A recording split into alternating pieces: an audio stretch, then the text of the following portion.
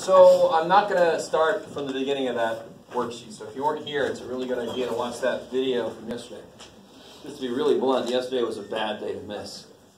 But let's see if we can make sense out of this. Just a really quick, I'm going to go against what I just said.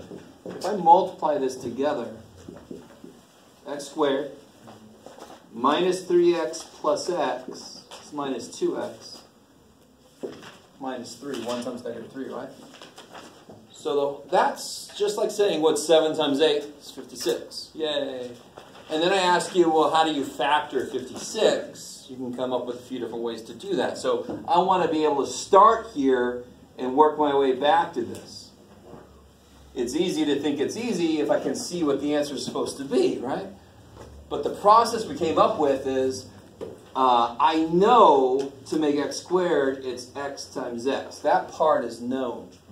The part that I got to play with is what the hell the numbers are. And I know whatever these numbers were going to be, they have to multiply to be negative 3 and add to be negative 2. And that's why they're negative 3 and 1.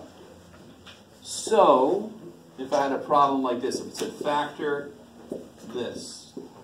Let's make one without any negatives. X squared plus 11x plus 30. I like it. I know the form of the answer is going to be this.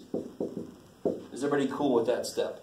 And that's why the problem becomes purely playing with numbers, because it's just the numbers part that I don't know. I got the x squared covered. So what's got to go here and here? What two things do they have to do? They have to multiply to be 30. And add to 11. And add to be 11. Yeah, that one's almost really kind of in your face. It's got to be 6 and 5. Are there other ways to factor 30? Yeah, 3 times 10, but they had to be 13. So if that was a 13, those would be the numbers I'd go with, right? But here it's got to be 6 and 5. What if I wrote 5 and 6? Same thing. Same thing, of course, right? It's like 6 times 7 is the same thing as 7 times 6. Who cares what order they're in? I like it. Is it really cool with that so far? So it's only when, the basic idea is pretty straightforward. It's just the less you know your multiplication tables, the worse this whole damn thing's going to be. It should be kind of obvious, right? So if you can't come up with factors of 24, in this case 30, pretty quickly, this is going to take a while, right? That's kind of sucks that that's true. Also, what's another thing that kind of makes this a little bit harder is when I throw some negatives in the mix. So what if I had x squared minus 2x? What you got, Jeff? Minus 48. Yummy. I like it. You guys hear that voice too, right? Keep going. What voice, John? So how do I start off? X and X. Yeah, I know that. I got the x, I got the x squared. Bam, that's much is set.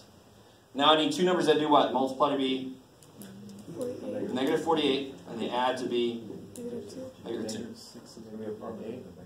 It's got to be a positive and negative, because they're going to multiply to be negative. The only way two numbers do that is if they're opposite signs. Now let me make sure this next thing I say makes sense.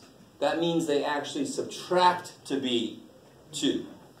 Negative 2, right? They have to, if they're opposite signs, they got to be this far apart. It's a much better way to think of it. Now, let me start to kind of introduce this.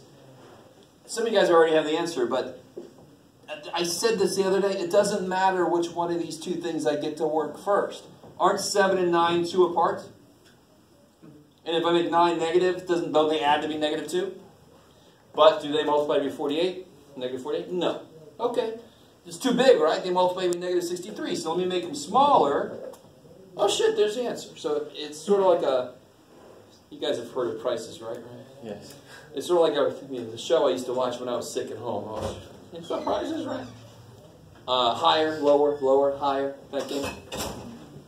So if I have this guess and it's too big, I just take the numbers down. It's really nice. The better you are with just factoring and what multiplies to be what, the quicker you play with numbers. And it's that, the better you are at playing with numbers, the easier this whole thing will be.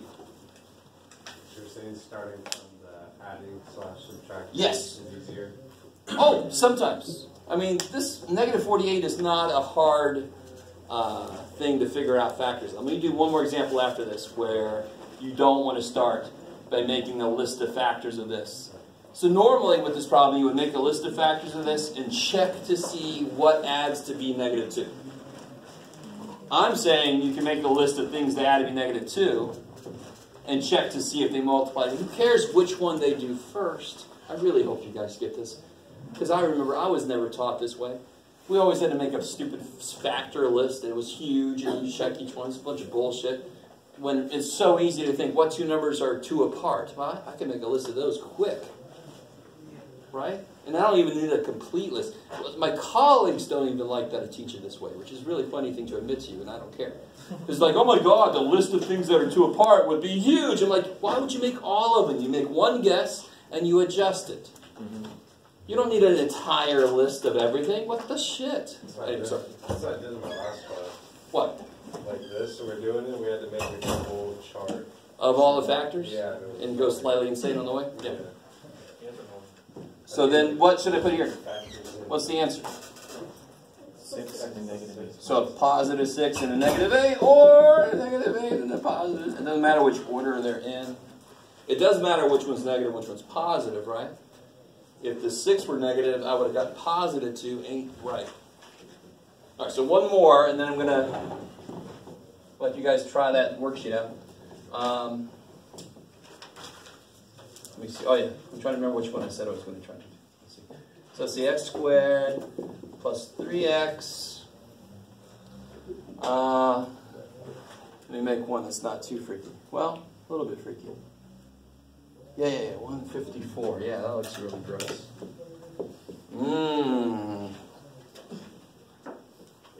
Sorry, that's weird increase. Double duty. Now watch. Now see, I don't want to think about 154, and I'm pretty damn good at math. To be really honest, I'd be fine with it, but I'd much rather. What's true about the two numbers? They have to be both positive, both negative, both.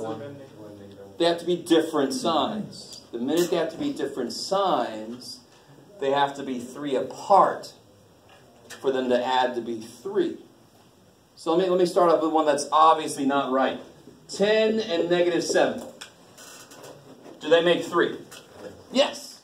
Do they multiply to be negative 154? No. They multiply to be something that's too small. So let me step it up. 13 and what? Make 3. Negative 10. Negative 10, right? Don't 13 and negative 10 add to be 3? Yes. Do they also multiply to be this? Am I closer? Yeah, so maybe now I take a slower step. What about 14 and negative 11? Is everybody seeing where I'm coming up with these numbers? What 2 requirements are there right now on the numbers that will be a part of the answer? They have to multiply to this? Add to be. I'm choosing to start with adding to be 3. I know they're different signs, so I just make a few that add to be 3. I don't have to make a complete list. I can just do exactly what I'm doing. I'm far away. I'm closer. Let me slow down. What's 14 times negative 11?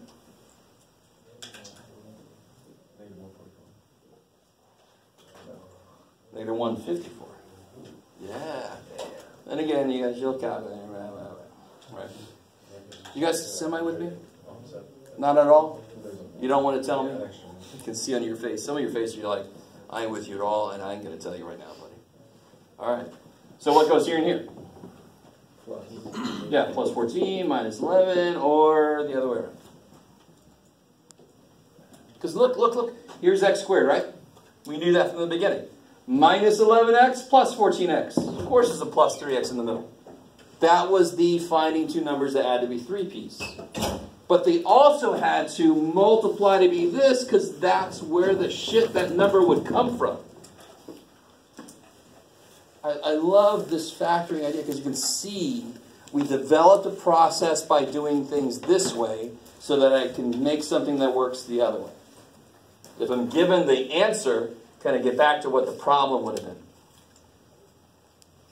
And to do that, we came up with a procedure based on what we saw happening every time. We're like, oh, the middle is the addition, and the thing at the end is the multiplication. Okay, we got a process. Okay. So, at the bottom of that worksheet, anybody else still need that? On side 1, at the bottom, I want you guys to try those out. Make sure you got side 1. Side 2 will freak you the shit out. We haven't talked about that yet. Make sure you're in side 1. Feel free to work together if you want to. I didn't bring any, but you can use calculators too if you want to.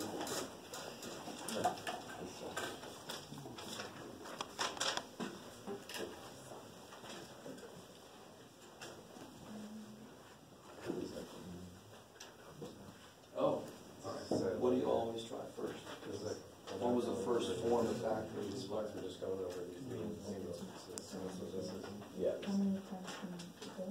Yeah, what can come out of all 3? So take a 2 out. And then work with what's left. Yeah. Because we haven't, you're right, we haven't learned what to do when the first number is not a 1, when it's more than just x squared. But the 2 gets out the way. Yeah, cool. Sure.